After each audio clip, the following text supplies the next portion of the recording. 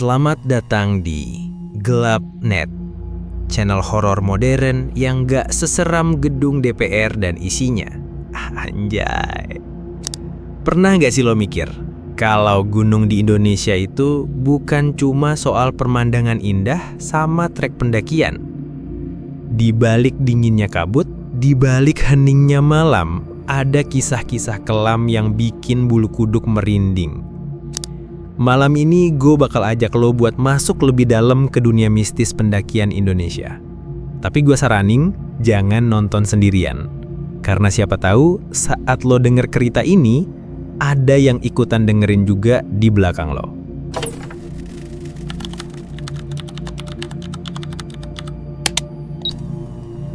Lu tahu nggak? Katanya di Gunung Lawu ada pasar. Tapi bukan pasar biasa. Bayangin, lagi naik gunung, jalan sepi, dingin, kabut tebel banget. Tiba-tiba lu dengar suara orang jualan. Ada yang nawar, ada yang ketawa, kayak lagi rame banget. Padahal kiri kanan cuma hutan. Nggak ada warung, nggak ada manusia. Orang-orang nyebutnya pasar setan. Legenda ini udah lama banget. Katanya pasar setan muncul buat nguji mental para pendaki. Kalau lu dengar suara itu, jangan coba-coba nengok. Dan kalau ada yang nawarin barang aneh, entah makanan atau benda misterius, cukup ambil batu atau daun, terus taruh di tanah. Karena katanya itu cara lo bayar supaya bisa lolos. Kalau enggak, siap-siap, ada yang ngikutin. Gue ceritain satu kisah nyata dari pendaki asal Solo. Malam itu dia sama dua temennya nekat nanjak Lawu lewat jalur Cemoro Sewu. Pas lagi istirahat di pos bayangan, kabut turun tebel banget. Sampai senter pun cahayanya kayak ketelan kabut. Mereka masih santai, bercanda, tapi tiba-tiba salah satu dari mereka bilang, lo denger nggak? Awalnya samar, kayak suara orang ngobrol. Lama-lama jelas, ada yang teriak nawarin, Ayo, murah-murah, beli sini, beli sini. Mereka panik, soalnya jelas itu suara rame banget, kayak pasar. Padahal mereka bertiga doang di jalur itu. Salah satu temennya mulai takut. Woi, jangan nengok, ingat cerita orang-orang, ini pasar setan. Tapi si pendaki yang cerita ini malah penasaran. Dia nengok dikit, berharap lihat rombongan pendaki lain. Tapi yang dia lihat cuma bayangan hitam samar-samar, kayak siluet orang banyak jalan ke arah mereka, terus hilang ditelan kabut. Deg-degan, mereka buru-buru jalan. Tapi suara-suara itu bukannya makin jauh, malah makin dekat. Kayak ada yang ngikutin di belakang. Lalu dari kabut muncul seorang wanita tua. Jalannya nunduk, tangannya membawa keranjang anyaman. Dia berhenti tepat di depan mereka, terus ngomong pelan. Nak, beli sesuatu nak. Mereka kaget setengah mati. Satu temennya langsung ingat pesan. Cukup ambil batu, taruh di tanah, anggap itu bayaran. Mereka bertiga buru-buru ambil batu dari jalur, taruh depan si nenek. Dan anehnya, begitu mereka taruh, nenek itu senyum. Kabut langsung buyar pelan, suara pasar hilang total, tinggal hening. Mereka lari tanpa nengok ke belakang lagi. Dan pas nyampe pos berikutnya, aneh banget. Jam di HP mereka udah maju 3 jam. Padahal mereka ngerasa baru jalan sekitar 20 menitan. Jadi, mereka lewat pasar apa sebenarnya? Kalau suatu hari lo nanjak Lawu, hati-hati kalau kabut tiba-tiba turun. Kalau dengar suara rame kayak pasar, ingat, jangan sok berani. Ambil batu, taruh di tanah, terus jalan. Karena di gunung, kita nggak pernah bener-bener sendirian.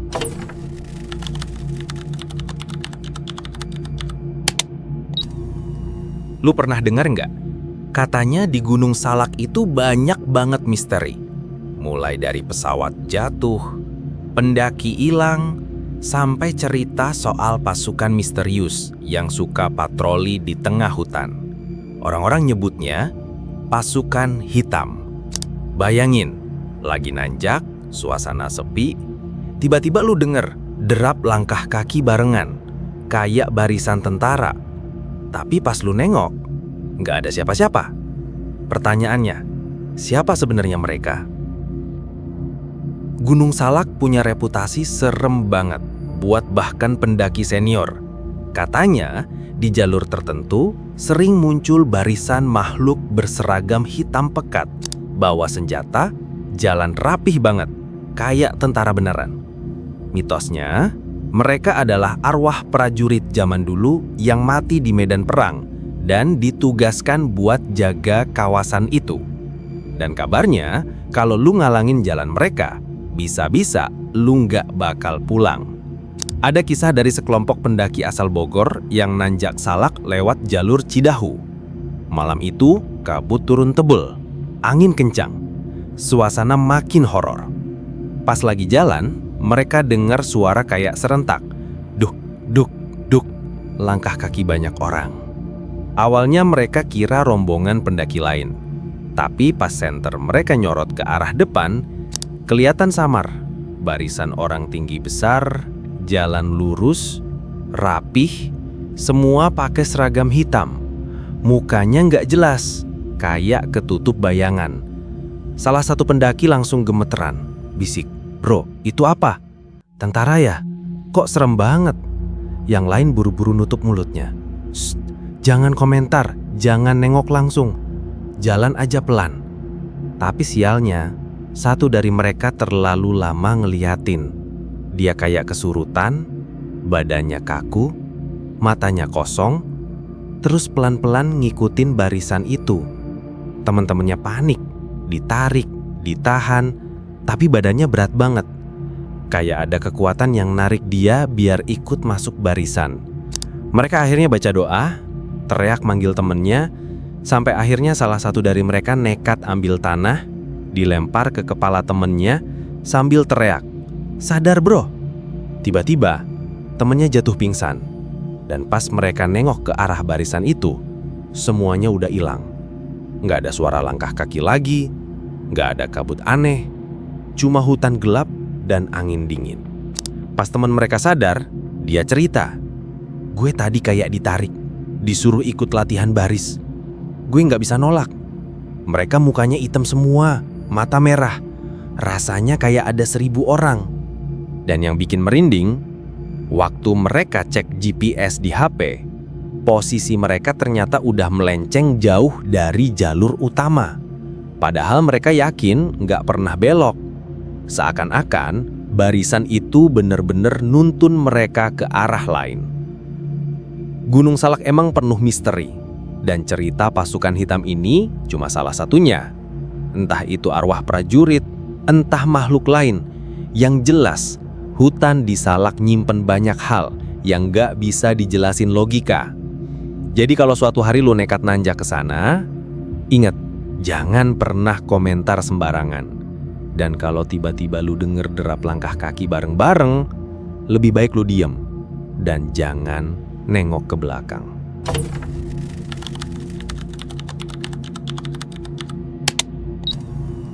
Gunung Merapi itu bukan sekedar gunung berapi aktif yang meletus tiap beberapa tahun sekali, bro. Buat warga sekitar, Merapi adalah tempat keramat yang jadi pintu antara dunia manusia sama dunia gaib.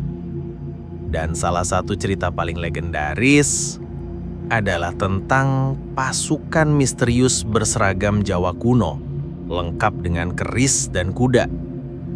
Mereka disebut sebagai pasukan gaib keraton. Kebayang nggak? Lagi camping di lereng Merapi, tengah malam, lo denger suara gamelan dari kejauhan, terus tiba-tiba ada barisan prajurit lewat, tapi gak ada satupun yang bisa lo sapa. Pertanyaannya, itu beneran pasukan keraton atau... Orang-orang Jawa percaya Merapi itu dijaga sama penguasa gaib yang sering disebut Eyang Merapi. Dan setiap malam tertentu, terutama menjelang hari-hari besar, suka ada iring-iringan pasukan gaib yang naik ke puncak. Lengkap dengan kuda, tombak, pakaian prajurit Jawa, bahkan suara gamelan yang sayup-sayup kedengeran dari dalam kabut. Konon, kalau pendaki gak sengaja ngelihat pasukan ini, tandanya mereka lagi diundang. Dan undangan itu gak selalu berarti baik. Cerita ini dialamin sama 3 orang mahasiswa Jogja yang nekat nanjak Merapi tanpa izin resmi. Mereka berangkat sore, niatnya cuma ngecamp semalam dan pulang pagi. Awalnya seru, ketawa-ketawa, bikin api unggun, makan mie instan. Tapi sekitar tengah malam, tiba-tiba semua jadi hening banget. Angin berhenti, suara hutan hilang, bahkan api unggun kayak meredup sendiri. Lalu, samar-samar mereka dengar suara gamelan. Awalnya kecil, makin lama makin jelas. Suara gong, kendang, sama sinden yang bikin bulu kuduk berdiri. Salah satu dari mereka nyoba bercanda. Wah, ada yang hajatan di gunung nih. Tapi yang lain malah pucet. Shh, jangan ngomong sembarangan. Itu iring-iringan. Dan bener aja, dari balik kabut muncul barisan prajurit Jawa. Pakai baju lurik hitam, kain jarik, bawa keris, ada juga yang naik kuda. Mereka jalan teratur, langkahnya kompak, matanya kosong kayak gak ngeliat manusia. Yang bikin makin ngeri, tanah di bawah kaki mereka gak kerasa diinjek, kayak ngambang dikit di atas permukaan. Ketiga mahasiswa itu langsung ketakutan. 2 orang buru-buru nunduk, nutup mata, pura-pura gak lihat. Tapi 1 orang karena panik malah spontan moto pakai HP. Dan itu kesalahan besar. Begitu lampu flash nyala, salah satu prajurit tiba-tiba berhenti. Kepalanya muter, pelan banget, langsung natap ke arah mereka. Mata merah menyala, senyum tipis yang bikin jantung serasa copot. Seketika, barisan berhenti. Suara gamelan hilang, diganti sama angin kenceng banget kayak badai. HP si mahasiswa mati total, padahal baterai masih penuh. Mereka bertiga lari terbirit-birit ninggalin tenda. Anehnya, pas mereka akhirnya keluar hutan dan balik ke base camp, hari udah pagi. Padahal mereka ngerasa baru lari sekitar 10 menit. Dan pas dicek ke lokasi tempat mereka ngecamp, gak ada tenda, gak ada barang-barang mereka. Yang ada cuma tanah hangus bekas terbakar, kayak baru kena api besar. Entah apa yang sebenarnya kejadian malam itu. Tapi sejak hari itu, salah satu dari mereka sakit keras, badannya kurus, katanya tiap malam mimpi ketemu pasukan gaib itu lagi. Cerita tentang pasukan gaib Merapi ini udah turun-temurun diceritain warga sekitar. Ada yang bilang mereka beneran pasukan keraton gaib yang menjaga Merapi. Ada juga yang nyebut itu hanya ilusi akibat kabut dan medan ekstrim. Tapi satu hal yang jelas, Gunung Merapi bukan gunung biasa. Jadi kalau suatu hari lo nekat camping di sana, ingat pesan orang tua Jawa. Kalau dengar gamelan tengah malam, jangan nengok, jangan komentar, cukup diem. Karena lo gak pernah tahu undangan itu ditujukan buat siapa. Jadi gimana bro? Masih berani naik gunung sendirian setelah dengar cerita tadi? Entah itu di Lawu, Salak, atau Merapi. Satu hal yang sama. Setiap gunung punya penjaganya sendiri. Dan kalau lo gak hati-hati, lo bisa jadi bagian dari cerita berikutnya. Kalau lo suka kisah horor pendakian kayak gini, jangan lupa klik like biar gue tahu kalau lo sebenarnya gak penakut. Subscribe juga biar gak ketinggalan cerita serem berikutnya. Dan share ke temen lo yang suka naik gunung. Siapa tahu, sebelum nanjak, mereka harus tahu apa yang sebenarnya menunggu di atas sana. Sampai ketemu di cerita horor selanjutnya. Dan ingat, di dunia pendakian, gak semua teman seperjalanan bisa lo lihat dengan mata. Salam gelap.